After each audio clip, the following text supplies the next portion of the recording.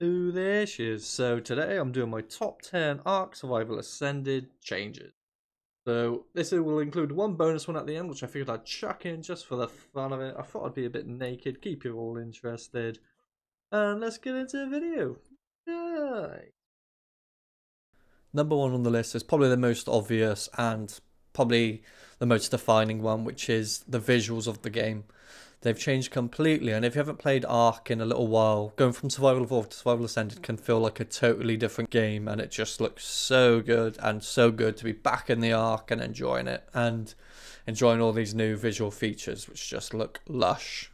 Even the effects from this RG against this water look insane, and that's just a little deep dive into it. Once you go through the forest and you can't see anything, or go through the snow and see your footprints in the snow, it is just an amazing feeling playing this game.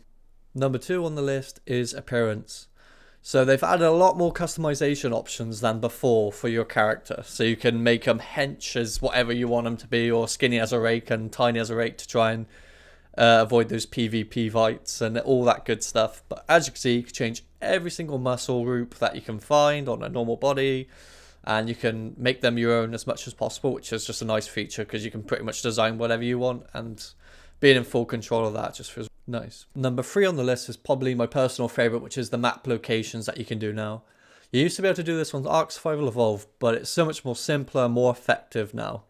So you can drop a ping wherever you want on the map, whether you've seen a giga spawn and you want to go back to it, or you want to mark up cave locations, or you found the location of an enemy base, or even just resources on the map that you struggle to find sometimes. You can literally drop a ping on it now, back out of the menu, do what you want to do, and when you want to go back to it, you can just open up the map again, click the pin location you put, and then select it, and then you can literally have a ping to where you want to go. So literally all you do is just follow the ping rather than open your map repeatedly trying to find where you're going, or wind up going the wrong direction. It literally takes you directly there, and it is so nice. This is probably the same for the death markers now, because obviously there's no big green beacon in the sky. All you do is have a last death, and you can track your previous deaths as well in case you die trying to go back getting your stuff the first time. So you can literally track each individual death, and you can turn off each ping for each one, so you can properly like singular in on which one you want to get, which is just really handy and a good quality of life change.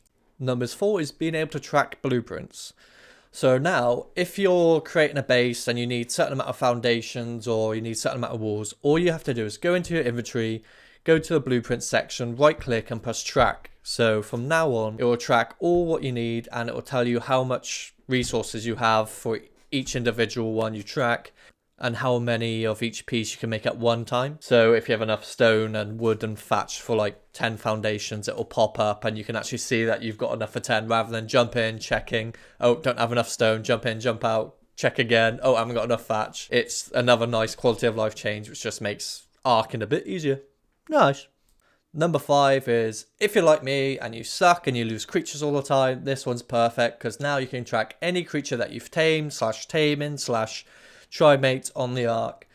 All you have to do is go into the menu and navigate to the tame tab, and you can literally track any tame that you've tamed, previous tames, what you're currently taming, what you've just tamed, and you can put a marker on them. So if you can't see a Ute in your base and you realise you've lost him, you can ping him up and find out he's having a nice time down by the water, chilling and killing some boys. This is such a nice change, because obviously there's a lot of issues with flies flying directly up and you'll never see them again. But now all you have to do is follow a ping marker, and there you have it, and you found them. Number six is the structure rework. So before you used to have to unlock multiple blueprints for a wall, window, door frame, and some other little bits, but now you can actually just build a wall, and all you have to do is hold a certain button depending on what you're playing on, and you can actually change what they are on the spot. So where you normally adjust which way you wanted to position the wall, you can actually change which type you want it to. So if you want a doorway, that's fine. If you want to change it to a window, that's fine. So all you have to do is make one single piece, and you just change it to whatever fits your needs, and it's a lot easier. There's a lot less hassle for making this, that, and this, that, and this, and that, and this. All you have to do is make one piece and then just change it to whatever you need. And again, just another nice quality of life change. Nice. Number seven is mods. So no matter what you're on now, Xbox, PlayStation, or PC, you can download and play mods directly from inside the game, which is a lot easier and a lot less hassle. Personally, I like the idea of adding mods to the game, because you can still have your vanilla game. So just the same, and you can download certain mods that just improve the quality of life yet again without totally breaking your game. For example, I've started using Ark Editions, which adds 8 new modded dinos to the game, so if you want to see how to tame these mods, check out my other videos. Nice. But it just adds that little bit extra without obviously destroying the game by playing some unbeatable mod or something like that. So if you're still after the genuine Ark experience, but you want a bit more dinos and a bit more variety in life, this is a nice one to add. But also you can go from any sort of mods. There are mods that like change your experience, but also if you've got a busy schedule and you just want to have a bit of fun, but the speeded up processes, or you can carry like 1,000 metal in one stack just to make your life a bit easier when you actually play, so you can actually enjoy the game and have some fun. It just makes it so much nicer.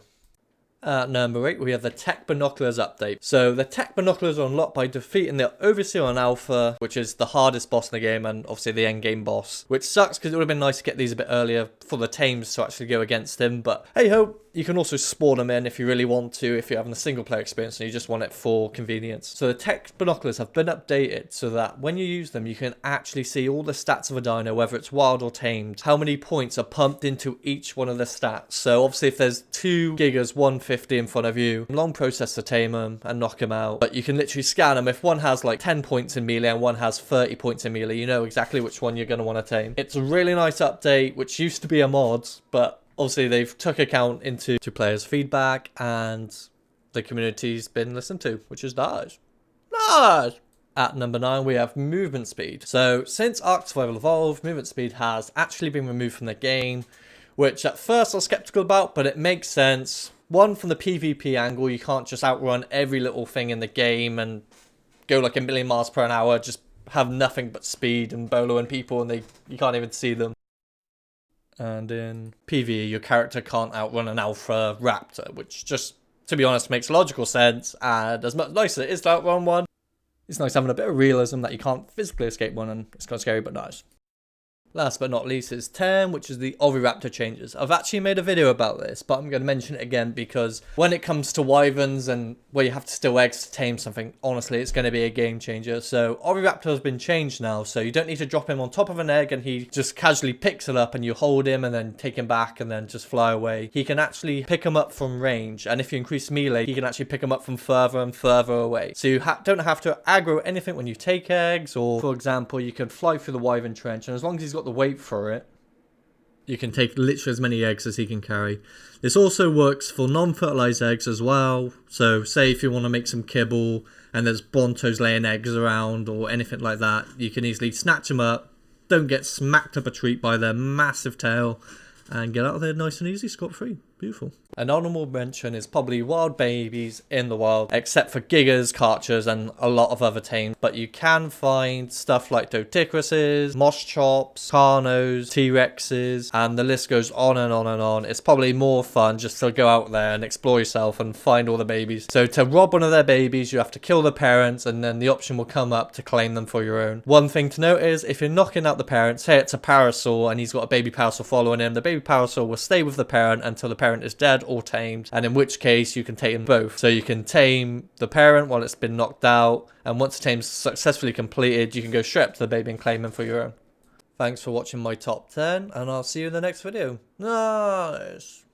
I'm a beast.